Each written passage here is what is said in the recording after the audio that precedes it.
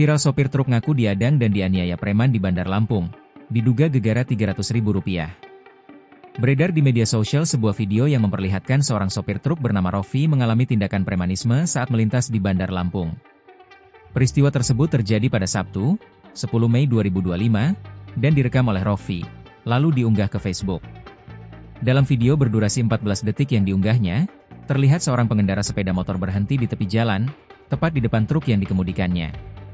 Pengendara yang mengenakan kemeja kotak-kotak merah dan celana pendek putih itu tampak agresif. Dia kemudian mencabut senjata tajam dari balik pinggangnya dan mendekati truk Rofi. Saat dihubungi pada Kamis, 15 Mei 2025, Rofi menjelaskan bahwa peristiwa tersebut terjadi di Jalan Untung Suropati, Kecamatan Labuhan Ratu, sekitar pukul 11 waktu Indonesia Barat. Dilansir dari Kompas.com, Rofi menceritakan kronologi kejadian tersebut.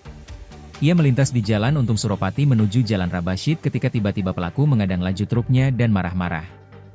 Rofi mengaku tidak mengetahui penyebab kemarahan pelaku, bahkan menegaskan bahwa ia tidak sengaja menyenggol sepeda motor pelaku.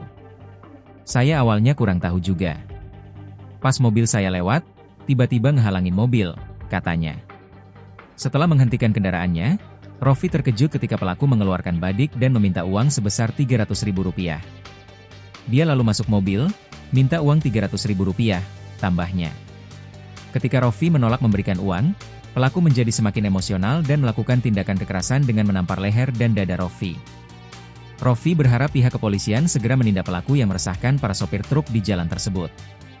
Hingga berita ini diturunkan, belum ada komentar resmi dari Kepala Satreskrim Polresta Bandar Lampung, AKP Dedi Ardiputra, mengenai insiden premanisme ini. Download Tribun X sekarang, menghadirkan lokal menjadi Indonesia.